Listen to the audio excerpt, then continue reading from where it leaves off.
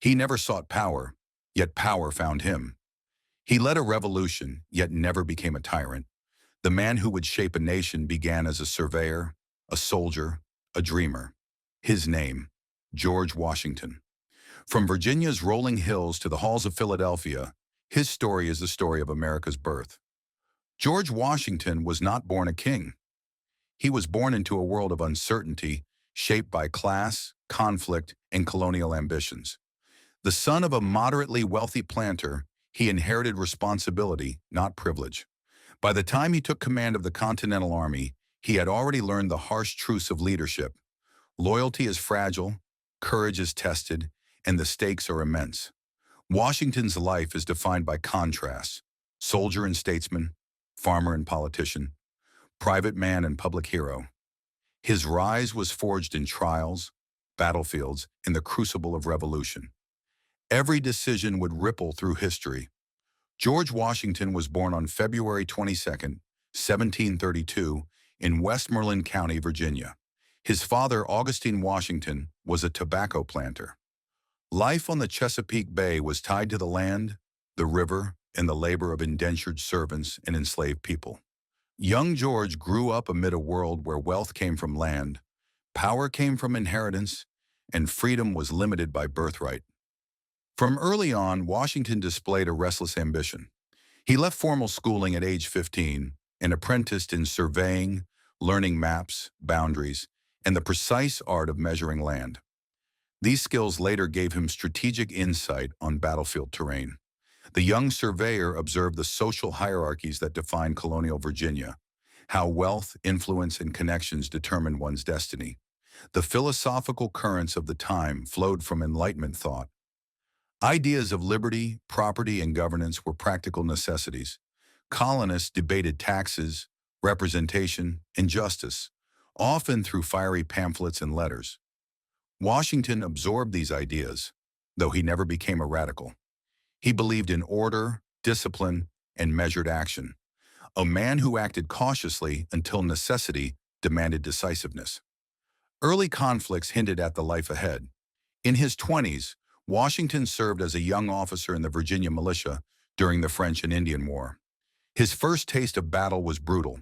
He faced not only the French army, but also the harsh wilderness of North America, disease, and the fragility of alliances with native tribes. Yet he learned leadership under fire, discovering that courage alone could not guarantee victory. Strategy, logistics, and morale mattered equally. Washington witnessed tensions between colonies and the crown firsthand. The war revealed contradictions of colonial rule. Colonists were expected to fight for Britain, yet denied full rights. These experiences planted seeds of discontent that would later blossom into revolution.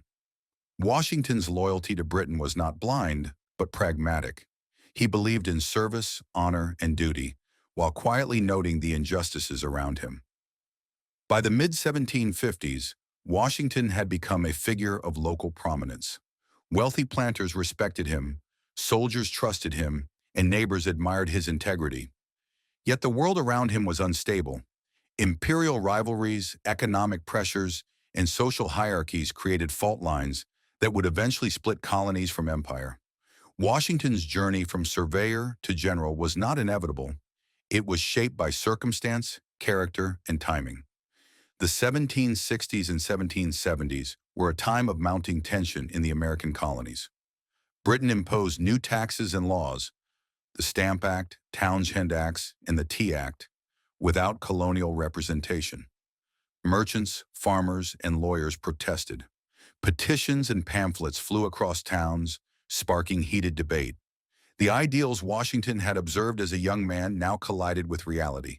The crown demanded obedience. The colonies demanded justice.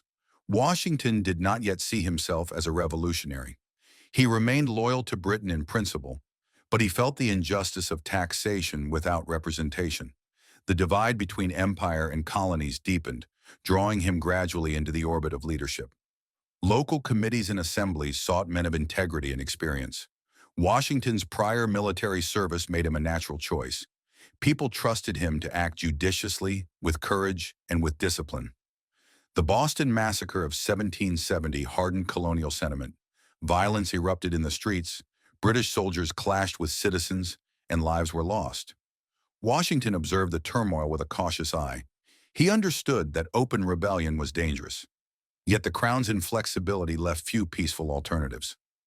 By 1774, with the First Continental Congress convened, Washington's trajectory toward national leadership was becoming inevitable. In 1775, war erupted in Lexington and Concord. Minutemen exchanged gunfire with British troops, igniting a full-scale revolution. Virginia called upon Washington to serve. He accepted command of the Continental Army, a position of immense responsibility and risk. The army was underfunded, poorly trained, and under-equipped. Yet Washington's experience in the French and Indian War gave him insight. He understood terrain, logistics, and the fragile psychology of soldiers facing a powerful enemy. Rising to the challenge, Washington transformed the Continental Army from a collection of farmers into a disciplined fighting force. Winter at Valley Forge tested every man's resolve. Soldiers endured frostbite, hunger, and disease. Yet through hardship, loyalty and morale grew. Washington's personal leadership sharing risks, enduring hardships alongside his men, and maintaining order became a model for resilience. Key battles defined the arc of the conflict. Trenton, Princeton, and Saratoga showcased Washington's strategic mind. At Trenton, crossing the icy Delaware River, he staged a surprise attack that lifted American spirits. At Saratoga, American forces secured a crucial victory that persuaded France to join the revolution, transforming a local rebellion into a global conflict. Every maneuver, every winter encampment, and every small victory fed a growing belief that independence was possible. Factions within the colonies tested Washington's leadership. Loyalists opposed independence, remaining devoted to the crown, while patriots fought for freedom. Balancing political pressures with military necessity demanded wisdom and patience. Washington navigated these divisions with diplomacy, ensuring that personal rivalries did not weaken the fight for liberty. By 1781, the siege of Yorktown became the climax of the military struggle. Washington, in coordination with French allies, trapped the British Army under General Cornwallis. The surrender at Yorktown marked the beginning of the end of British control. Washington's strategic patience, combined with his ability to unite diverse forces, had carried the colonies from fragile rebellion to victory. The decisive moments of George Washington's leadership came not just from victories on the battlefield, but from the endurance, patience, and resilience he demonstrated under unimaginable pressure. By 1777, the Revolutionary War had reached a critical point. British forces sought to split the colonies along the Hudson River, isolating New England from the south. Washington's leadership was tested as never before. At the Battle of Brandywine, Washington faced defeat, yet he refused despair. Retreating strategically, he preserved his army. At Germantown, despite heavy losses, he demonstrated innovative tactics, striking at British positions in unexpected ways. These early setbacks revealed the limits of his resources but highlighted his ability to adapt under pressure. Washington understood that losing a battle did not mean losing the war. Every engagement offered lessons, every retreat allowed recovery. Winter encampments tested more than strategy. They tested the spirit of men.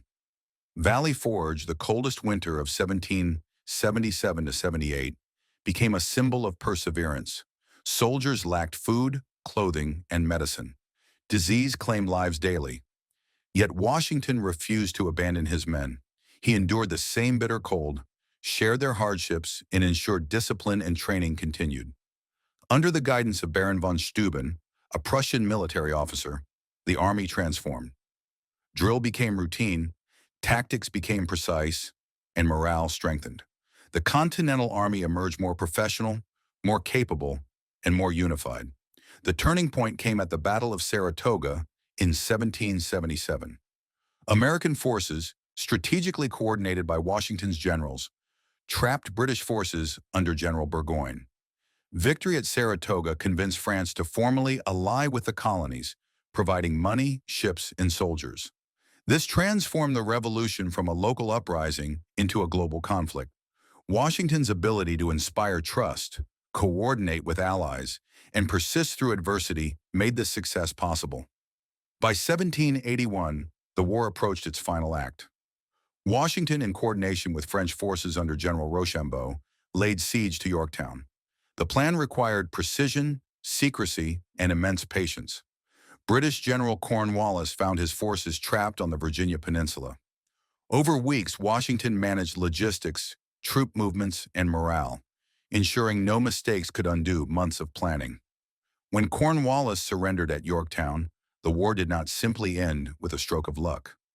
It was the result of Washington's steadfast leadership, strategic vision, and the trust he inspired in both his soldiers and allies. Washington's reputation as a leader of unparalleled integrity and tactical intelligence was cemented. His role was not just to win battles, but to hold together a fragile alliance, maintain discipline among volunteers, and uphold the principles of liberty for which the revolution was fought. Even after victory, Washington faced critical decisions. Unlike many generals tempted to seize power, he chose restraint. He resigned his commission to Congress in 1783, returning to civilian life. This act shocked the world. A victorious general voluntarily relinquishing authority set a precedent for Republican governance and civilian control of the military.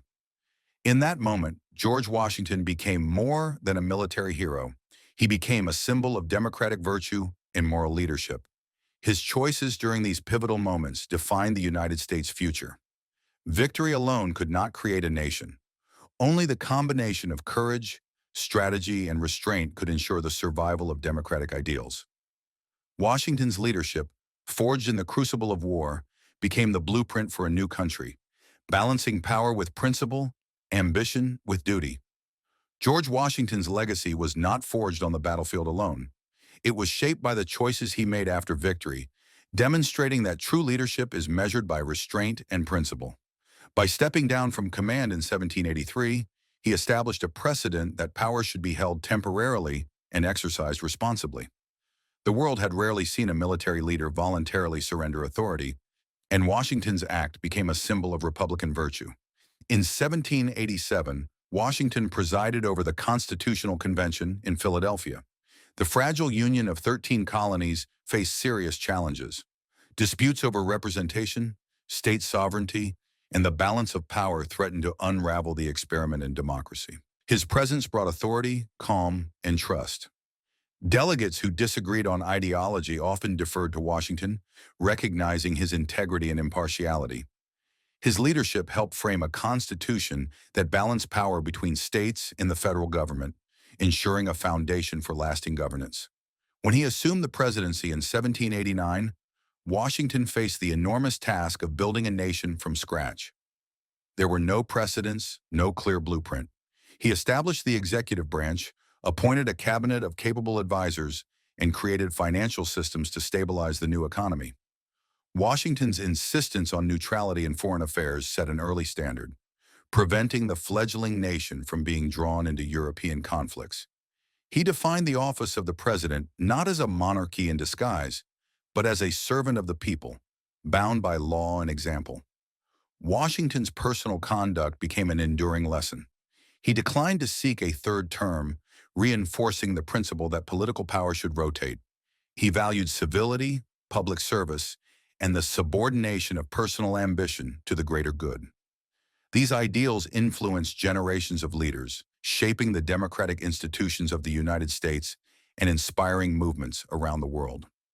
Beyond politics, Washington's vision extended to society and culture.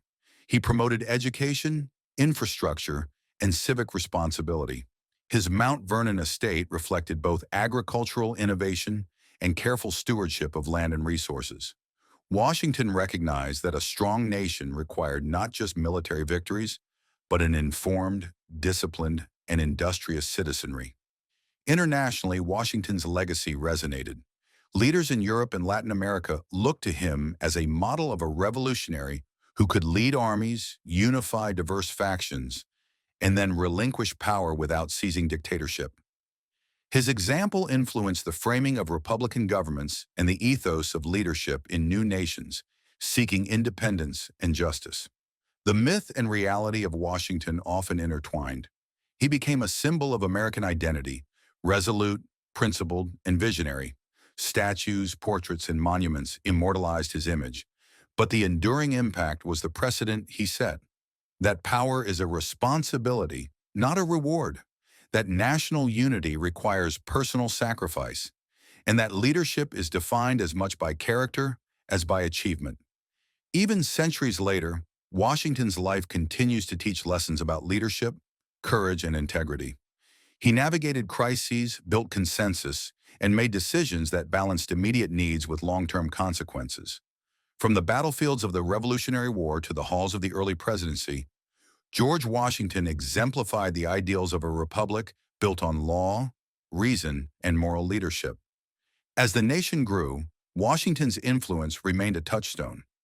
Leaders invoked his example in debates over governance, diplomacy, and the proper limits of authority.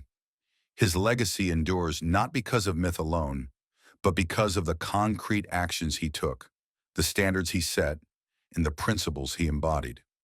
In remembering George Washington, we see a man who transformed a fledgling rebellion into a nation, who commanded armies without succumbing to tyranny, and who led with vision, restraint, and unwavering dedication. His life is a testament to the power of integrity, courage, and responsibility in shaping history.